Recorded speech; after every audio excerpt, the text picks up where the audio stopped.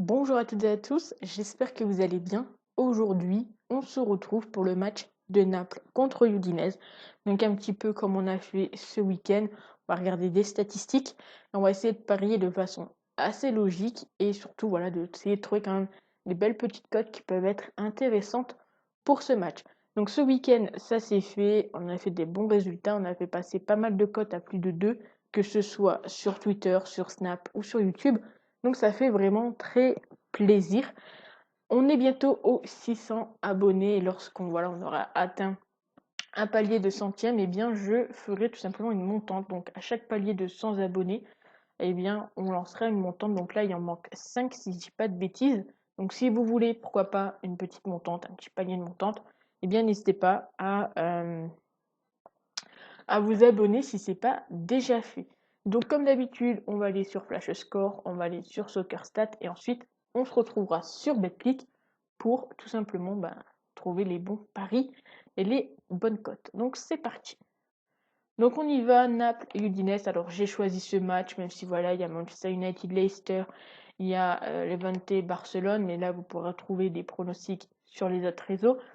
Ce match a un enjeu très particulier, en tout cas pour Naples, parce que Naples se doit de gagner. Je vous montre le classement. Si Naples ne gagne pas, mais que la Juventus gagne demain, Naples peut perdre sa place en Ligue des Champions. Donc là, il y a de l'enjeu. Du côté du Udinese, il n'y a plus forcément d'enjeu, en tout cas pour eux.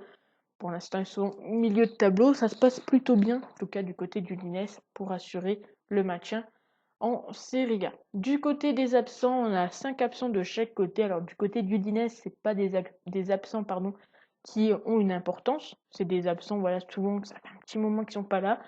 Très souvent également, c'est des joueurs qui sont pas titularisés, qui peut-être ne rentrent même pas dans le match. Du côté de Naples, on a quand même Koulibaly qui est un défenseur indiscutable du côté de Naples et qui est absent. Et Mertens, même si on sait que voilà, Mertens c'est un remplaçant on va dire, de grande classe du côté de Naples. Et voilà, il faisait plus de matchs entiers, etc.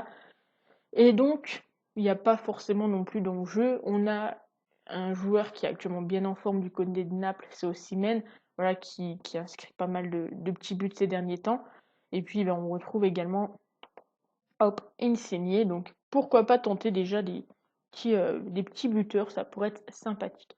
Niveau tête-à-tête, on sait que Udinese à Naples n'a pas gagné depuis 2011, donc c'est déjà quand même une info qui est vraiment sympa. Si on regarde un petit peu les cotes, avantage certain pour Naples avec une cote qui continue de chuter.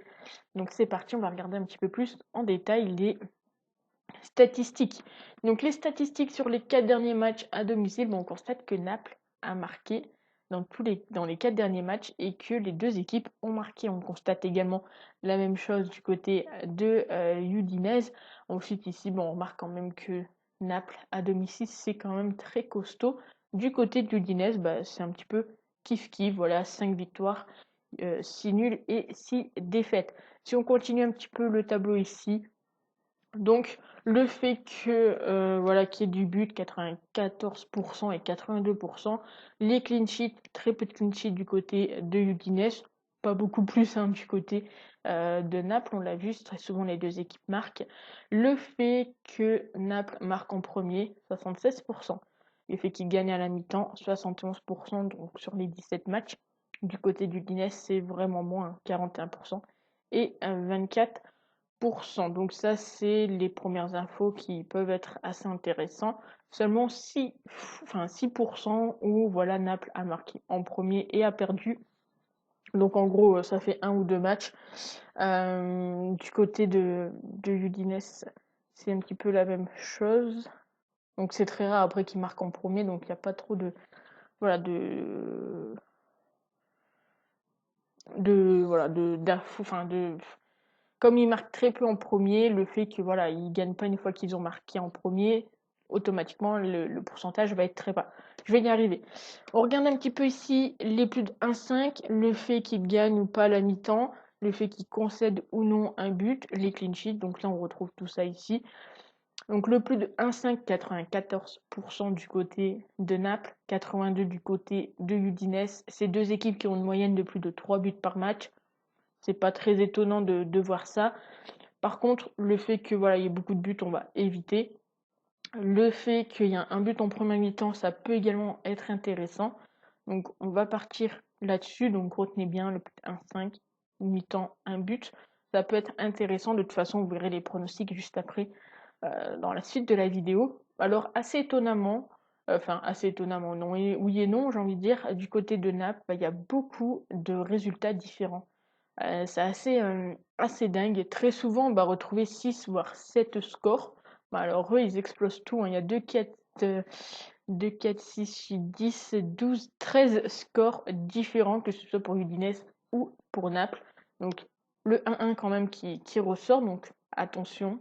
Voilà, j'espère qu'il n'y aura pas de 1-1, mais il se pourrait qu'on tombe quand même là-dessus.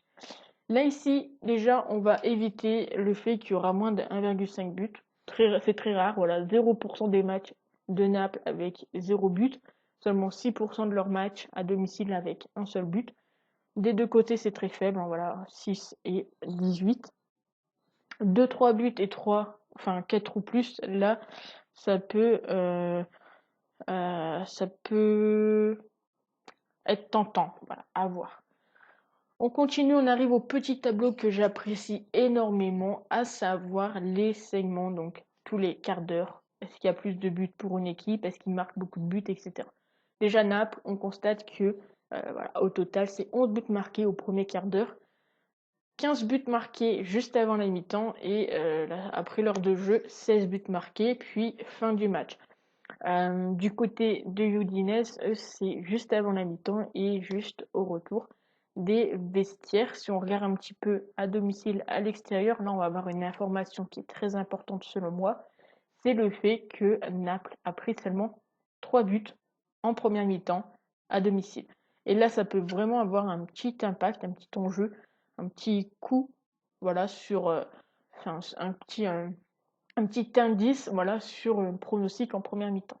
Ils marquent très souvent 0,15, comme la totale de leur match. Udinese, c'est une équipe qui prend quand même 4 buts sur leurs 14 buts pris en première mi-temps, donc durant ce premier quart d'heure. Et puis ici, le fait que les deux équipes arrivent à marquer durant le quart d'heure avant la mi-temps, ça peut vraiment être intéressant et vraiment se tenter. Et puis bien évidemment, 61-75, on va pas jouer la fin du match, mais je pense que là, on est déjà plutôt pas mal niveau pronostic, on va passer tout de suite. Donc déjà, la victoire de Naples, elle nous semble logique, le fait qu'il y ait plus de 1,5 également.